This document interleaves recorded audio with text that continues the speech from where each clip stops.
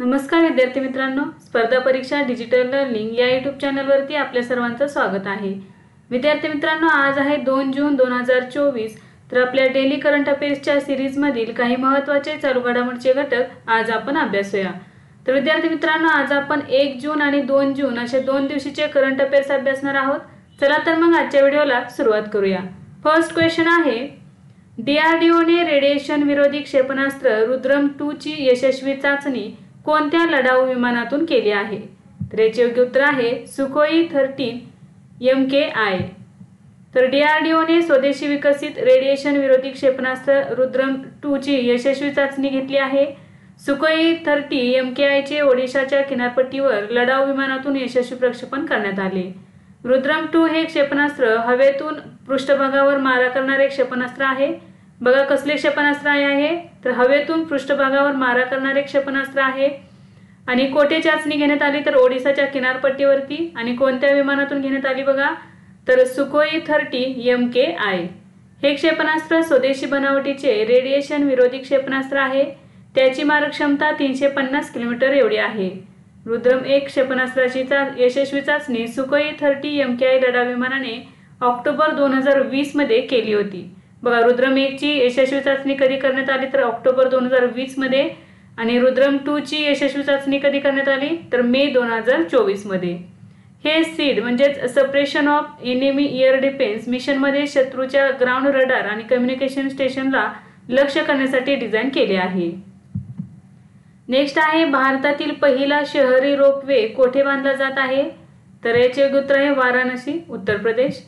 भारतातील पहिला शहरी रोपवे वाराणसी येथे बांधला जात आहे। वाराणसीमध्ये भारतातील पहिला शहरी रोपवे ऑगस्ट 2024 पर्यंत तयार होईल। हा रोपवे पर्वतमाला प्रकल्पांतर्गत बांधला जात आहे। ते वाराणसी कंटोनमेंट रेल्वे स्टेशनला रथयात्रेशी जोडेल। हा प्रकल्प दररोज 96,000 प्रवाशांच्या वाहतुकीसाठी तयार करण्यात आला आहे, ज्यामुळे गर्दीच्या भागात संपर्क सुधारेल। हा स्वित्झर्लंडच्या बार्थोलेट मुशिनबाऊ एजीच्या भागीदारीत विश्व समुद्र अभियांत्रिकीने बांधलेला आहे। रोपवे म्हणजे काय बघा, रोप म्हणजे दोरी आणि वे म्हणजे मार्ग।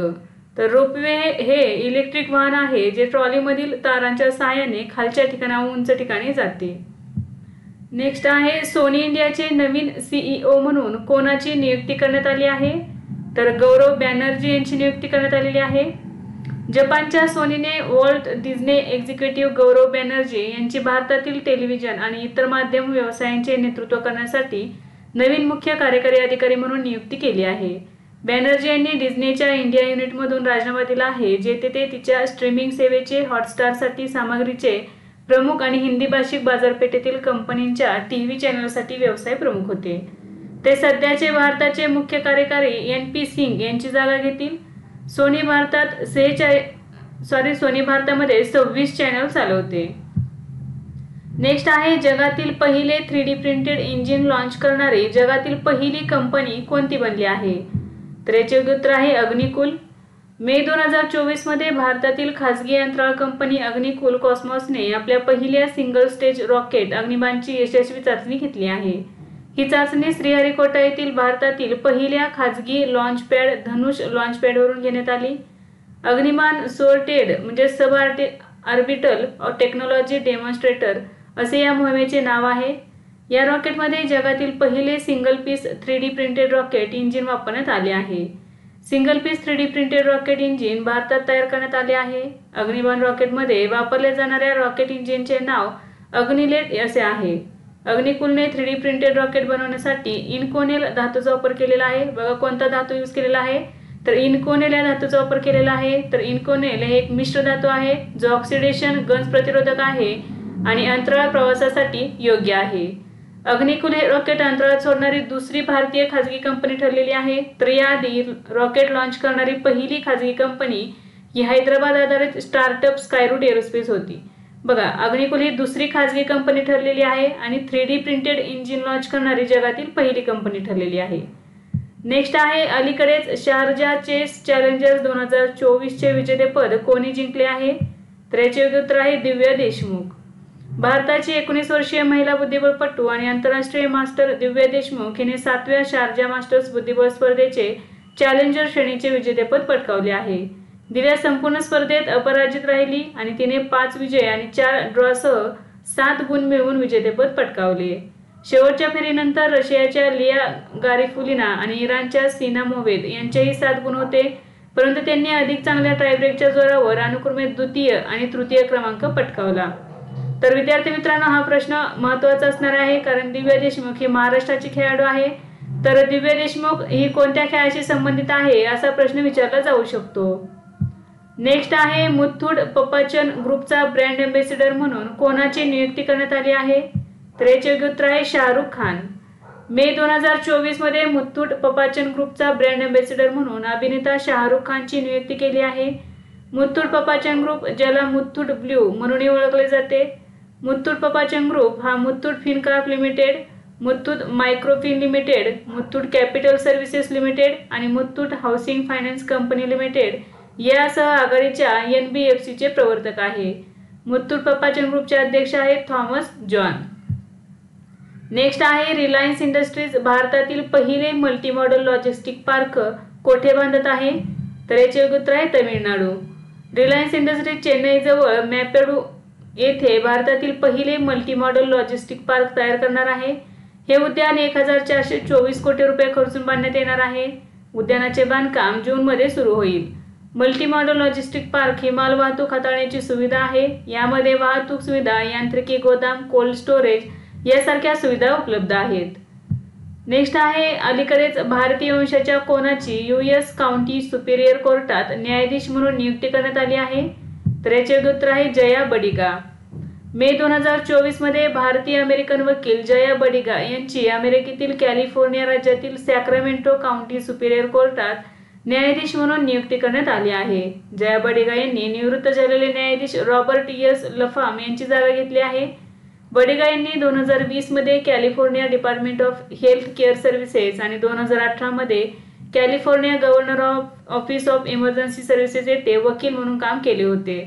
ते एक प्रमाणित कौटुंबिक कायदा तज्ज्ञ आहे आणि त्याने 10 वर्षांपासून अधिक काळ कौटुंबिक कायद्यात काम केले आहे. त्यांनी 2022 पासून फ्रेस्नो सिटी अटर्नी कार्यालयात मुख्य सहाय्यक शहर मुख्तियार म्हणून काम केले आहे. अमेरिकेत न्यायाधीश म्हणून नियुक्त झालेल्या त्या पहिल्या तेलुगू महिला ठरल्या. कॅलिफोर्निया राज्य बार परीक्षा उत्तीर्ण झाल्यानंतर बडिगाची कायदेशीर कारकीर्द 2009 मध्ये सुरू झाली होती. नेक्स्ट आहे, वॉक द टॉक योग सत्र कार्यक्रमाचे आयोजन कोणी केले? तर याचे उत्तर आहे WHO.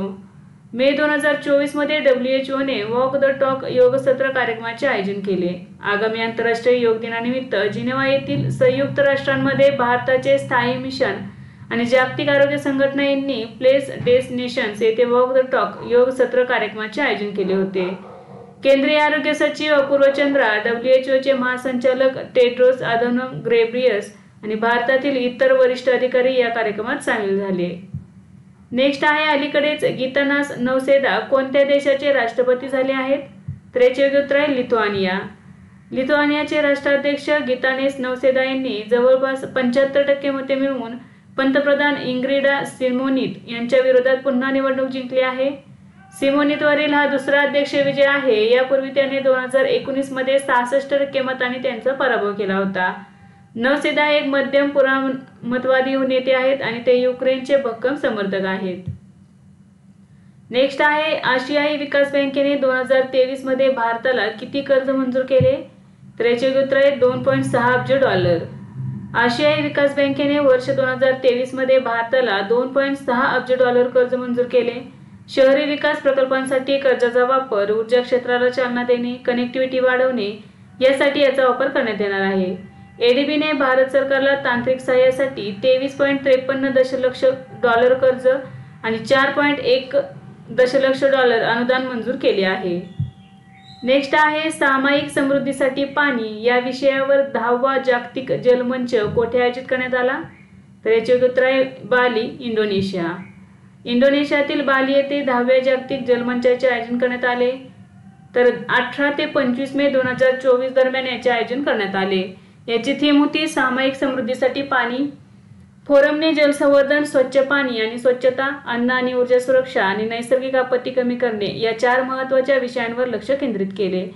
जागतिक जल परिषदेचे अध्यक्ष होते लॉडॅक फॉचॉन. नेक्स्ट आहे, गोवा राज्य स्थापना दिवस कधी साजरा केला जातो? तर 30 मे रोजी साजरा करण्यात येतो. गोव्याला 30 मे 1987 रोजी पूर्ण राज्याचा दर्जा मिळाल्याने दरवर्षी 30 मे रोजी गोव्याचा राज्यत्व दिवस साजरा केला जातो. हे भारतीय प्रजासत्ताकाचे 25वे राज्य बनले. 19 डिसेंबर 1961 रोजी गोवा पोर्तुगीजांपासून स्वतंत्र झाला. गोव्यात 19 डिसेंबर रोजी मुक्ती दिन साजरा केला जातो. नेक्स्ट आहे हृदय व रक्तवाहिन्यांसंबंधी रोगाचा धोका कमी करण्यासाठी कोण AI आधारित तंत्रज्ञान विकसित करणार आहे? तर याचे उत्तर आहे विप्रो. हृदय व रक्तवाहिन्यांसंबंधी रोगाचा धोका कमी करण्यासाठी विप्रो AI आधारित तंत्रज्ञान विकसित करणार आहे. यासाठी विप्रोने पर्सनल केअर इंजिन विकसित करण्यासाठी Indian institute of science Bengaluru येथील सेंटर फॉर ब्रेन रिसर्च सह भागीदारी केली आहे. हे सहकार्य दीर्घकालीन आरोग्य विकारांच्या प्रतिबंध आणि व्यवस्थापनासाठी आणि या रोगांसाठी अचूक समर्थन प्रदान करण्यासाठी नवीन तंत्रज्ञान विकसित करेल. वैयक्तिक काळजी इंजिन हृदय व रक्तवाहिन्यांसंबंधी रोग आणि सहसंबंधित न्यूरोडिजेनरेटिव्ह डिसऑर्डरचा धोका कमी आणि व्यवस्थापित करण्यावर लक्ष केंद्रित करेल. नेक्स्ट आहे 46वी अंटार्क्टिक करार सल्लागार बैठक कोठे आयोजित करण्यात आली? तर याचे उत्तर आहे कोची, केरळ. 46वी अंटार्क्टिक करार सल्लागार बैठक आणि 26वी पर्यावरण संरक्षण समितीची बैठक केरळ राज्यातील कोची येथे भारताने आयोजित केली होती. 20 मे ते 30 मे 2024 या कालावधीत आयोजित करण्यात आली होती. कार्यक्रमादरम्यान केंद्रीय मंत्री किरण रिजिजू यांनी अंटार्क्टिक संशोधन केंद्र मैत्री-2 स्थापन करण्याच्या भारताच्या योजनेची घोषणा केली. 20 मे पासून सुरू झालेल्या या बैठकांमध्ये 56 देशातील 400हून अधिक प्रतिनिधी सहभागी झाले होते. विज्ञान, धोरण, शासन, पर्यावरण संरक्षण आणि पर्यटन व्यवस्थापनासह अंटार्क्टिक प्रदेशाशी संबंधित विविध मुद्द्यांवर त्यांनी चर्चा केली. नॅशनल सेंटर फॉर ध्रुवीय आणि महासागर संशोधन मार्फत पृथ्वी विज्ञान मंत्रालयाने ही बैठक आयोजित केली होती. ही बैठक वसुधैव कुटुंबकम या थीमवर केंद्रित होती. नेक्स्ट आहे अलीकडेच ICICI प्रुडेन्शियल बोर्डाचे अध्यक्ष म्हणून कोणाची नियुक्ती करण्यात आली आहे? तर याचे उत्तर आहे संदीप बत्रा. संदीप बत्रा यांची ICICI प्रुडेन्शियल बोर्डाचे अध्यक्ष म्हणून नियुक्ती करण्यात आली आहे. भारतीय विमा नियामक आणि विकास प्राधिकरणाने त्यांच्या अध्यक्षपदाची नियुक्ती करण्यास मान्यता दिली आहे. त्यांची नियुक्ती 30 जून 2024 पासून लागू होणार आहे. ते सप्टेंबर 2000 पासून ICICI समूहाशी संबंधित आहेत आणि सध्या ते ICICI बँकेच्या बोर्डावर जुलै 2018 पासून कार्यकारी संचालक आहेत. त्यांनी ICICI प्रुडेन्शियल लाईफमध्ये कार्यकारी संचालक, CFO आणि ICICI बँकेत गट अनुपालन अधिकारी म्हणूनही काम केले आहे. नेक्स्ट आहे शास्त्रीय बुद्धिबळात भारताचा R प्रज्ञानंद यांनी प्रथमच कोणाचा पराभव केला? तर याचे उत्तर आहे मॅग्नस कार्लसन. भारतीय ग्रँडमास्टर R प्रज्ञानंदने नॉर्वे शास्त्रीय बुद्धिबळ स्पर्धेत जागतिक क्रमवारीत अव्वल मॅग्नस कार्लसनवर पहिला शास्त्रीय गेम जिंकला आहे. प्रज्ञानंदची बहीण R वैशालीने देखील नॉर्वे बुद्धिबळ स्पर्धेत महिलांच्या शास्त्रीय बुद्धिबळ स्पर्धेत 5.5 गुणांसह अव्वल स्थान पटकावले आहे. वैशालीने कोनेरो हम्पीचा पराभव केला आहे. नेक्स्ट आहे अलीकडेच कोणत्या मंत्रालयाने जनसंवाद इंटर्नशिप कार्यक्रम सुरू केला आहे? तर याचे उत्तर आहे जलशक्ती मंत्रालय. मे 2024 मध्ये जलशक्ती मंत्रालयाच्या अंतर्गत नदी विकास आणि गंगा पुनर्जीवन विभागाने मास कम्युनिकेशन इंटर्नशिप म्हणजेच जनसंवाद इंटर्नशिप कार्यक्रम जाहीर केला आहे. या कार्यक्रमांतर्गत रिसर्च स्कॉलर विद्यार्थ्यांना इंटर्नशिपचा कालावधी 6 ते 9 महिन्यांचा असेल. इंटर्नशिप कार्यक्रम पूर्ण झाल्यावर उमेदवारांना प्रति महिना 15,000 रुपये मानधन आणि इंटर्नशिप प्रमाणपत्र दिले जाईल. नेक्स्ट आहे कोणत्या देशाने मलेरियाशी लढण्यासाठी जनुकीय सुधारित डास सोडले आहेत? तर याचे उत्तर आहे जिबुती. मे 2024 मध्ये जिबुती या देशाने मलेरियाचा सामना करण्यासाठी जनुकीय सुधारित डास जंगलात सोडले आहेत. या तंत्रात डासांची जनुक बदलून त्यांची प्रजनन क्षमता सुधारली जाते, ज्यामुळे कालांतराने डासांची संख्या कमी होते. नर डासांचे अनुवांशिकरित्या निर्जंतुकीकरण होण्यासाठी बदल केले जातात, ज्यामुळे त्यांची लोकसंख्या कालांतराने कमी होते. नेक्स्ट आहे दरवर्षी जागतिक दूध दिन कधी साजरा केला जातो? तर 1 जून रोजी साजरा केला जातो. दरवर्षी जागतिक दूध दिन 1 जून रोजी साजरा केला जातो. संयुक्त राष्ट्रसंघाच्या अन्न आणि कृषी संघटनेने 2001 मध्ये जागतिक दूध दिवसाची स्थापना केली. जागतिक दूध दिन 2001 मध्ये पहिल्यांदा साजरा करण्यात आला. जागतिक अन्न म्हणून दुधाचे महत्त्व ओळखण्यासाठी आणि डेअरी क्षेत्राचा उत्सव साजरा करण्यासाठी या दिवसाची स्थापना करण्यात आली. यावर्षीची थीम जगाला पोषण देण्यासाठी दर्जेदार पोषण प्रदान करण्यात दुग्धशाळेची महत्त्वाची भूमिका साजरी करण्यावर भर देत आहे. नेक्स्ट आहे, अलीकडेच कोणता ग्रह पूर्वीपेक्षा जास्त ज्वालामुखी सक्रिय असल्याचे दिसून आले? तर याचे उत्तर आहे शुक्र. एका अभ्यासानुसार व्हीनस पूर्वीपेक्षा अधिक ज्वालामुखी सक्रिय असल्याचे दिसून आले. नासाच्या मॅगलेन अंतराळयानाने मिळवलेल्या रडार प्रतिमांमध्ये शुक्राच्या उत्तर गोलार्धात मोठ्या प्रमाणात लावा असल्याची चिन्हे समोर आली आहेत. मॅगलेन अंतराळयान शुक्राच्या पृष्ठभागाचा नकाशा तयार करण्यासाठी आणि ग्रहाचे गुरुत्वाकर्षण क्षेत्र मोजण्यासाठी प्रक्षेपित केले गेले आहे. नेक्स्ट आहे, अलीकडेच क्रिकेट ऑस्ट्रेलियाच्या बहुसांस्कृतिक राजदूत उपक्रमात भारतातील कोणाचा समावेश करण्यात आला आहे? तर याचे उत्तर आहे रवी शास्त्री. क्रिकेट ऑस्ट्रेलियाने आपल्या मल्टीकल्चरल अँबॅसिडर प्रोग्रामच्या 54 प्रतिनिधींमध्ये माजी भारतीय क्रिकेटर रवी शास्त्री यांचा समावेश केला आहे. तसेच त्यांनी माजी पाकिस्तानी क्रिकेटर वसीम अक्रम यांचाही समावेश केला आहे. क्रिकेट ऑस्ट्रेलियाच्या बहुसांस्कृतिक राजदूत कार्यक्रमामध्ये विविध पार्श्वभूमी आणि सरकारी, व्यावसायिक, खेळ, मीडिया आणि समुदायातील विविध अनुभव असलेल्या 54 लोकांना उद्घाटन प्रतिनिधी म्हणून नाव देण्यात आले आहे. नेक्स्ट आहे, अलीकडेच भारतीय अश्वारूढ महासंघाच्या तदर्थ प्रशासकीय समितीच्या अध्यक्षपदी कोणाची नियुक्ती करण्यात आली आहे? तर याचे उत्तर आहे न्यायमूर्ती नजमी वजिरी. मे 2024 मध्ये न्यायमूर्ती नजमी वजिरी यांची भारतीय अश्वारूढ महासंघाच्या तदर्थ प्रशासकीय समितीच्या अध्यक्षपदी नियुक्ती करण्यात आली आहे. इक्वेस्ट्रियन फेडरेशन ऑफ इंडियाच्या प्रशासनावर देखरेख करण्यासाठी गठीत तदर्थ प्रशासकीय समितीचे अध्यक्ष म्हणून दिल्ली उच्च न्यायालयाचे निवृत्त न्यायाधीश न्यायमूर्ती नजमी वजिरी यांची नियुक्ती केली आहे. तसेच समितीमध्ये भारताचे माजी मुख्य निवडणूक आयुक्त डॉक्टर SY कुरेशी यांचाही निरीक्षक म्हणून समावेश असेल. न्यायमूर्ती वजिरी यांना दिल्लीचे हरित न्यायाधीश म्हणून ओळखले जाते. नेक्स्ट आहे, AIFF अंडर-17 विजेतेपद कोणी पटकावले? तर याचे उत्तर आहे Classic Football Academy. Classic Football अकादमीने AIFF अंडर-17 विजेतेपद पटकावले. क्लासिक फुटबॉल अकादमीने गोवा येथील नागोबा पंचायत मैदानावर सुदैवा दिल्ली FCचा 2-1 असा पराभव करत Akhil Bharatiya football federation under-17 elite youth league 2023-24 विजेतेपद कायम राखले. नेक्स्ट आहे, भारत आणि जपान यांच्यातील दहशतवाद विरोधी संयुक्त कार्यगटाची 6वी बैठक कोठे झाली? तर नवी दिल्ली या ठिकाणी झाली. भारत आणि जपान यांच्यातील दहशतवाद विरोधी संयुक्त कार्यगटाची 6वी बैठक 29 मे 2024 रोजी नवी दिल्ली येथे झाली. परराष्ट्र मंत्रालयाचे सहसचिव KD देवल यांनी भारतीय शिष्टमंडळाचे नेतृत्व केले आणि राजदूत हिरोयुकी मिनामी यांनी जपानी शिष्टमंडळाचे नेतृत्व केले. त्यांनी दक्षिण आशिया, आग्नेय आशिया, पूर्व आशिया आणि मध्य पूर्वेतील राज्य प्रायोजित सीमापार दहशतवाद तसेच अफगाणिस्तान आणि पाकिस्तान क्षेत्रातील दहशतवादी कार्यान्वयनाबाबतही चर्चा केली. दहशतवादाचा मुकाबला करण्यासाठी दोन्ही बाजूंनी माहितीची देवाणघेवाण, क्षमता निर्माण, प्रशिक्षण उपक्रम, सराव आणि संयुक्त राष्ट्र FATF आणि क्वाड सारख्या बहुपक्षीय मंचांमध्ये सहकार्य महत्त्वाचे असल्याचे मान्य केले.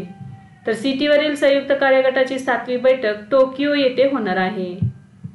नेक्स्ट आहे, TCSने कोणत्या देशाच्या बर्गन बँकेसोबत कोर बँकिंग ट्रान्सफॉर्मेशन करार केला आहे? तर याचे उत्तर आहे कुवेत. मे 2024 मध्ये टाटा कन्सल्टन्सी सर्व्हिसेस म्हणजेच TCSने कुवेतमधील अग्रगण्य व्यावसायिक बँक बर्गन बँकच्या कोर बँकिंग तंत्रज्ञानाचे आधुनिकीकरण करण्यासाठी करार केला आहे.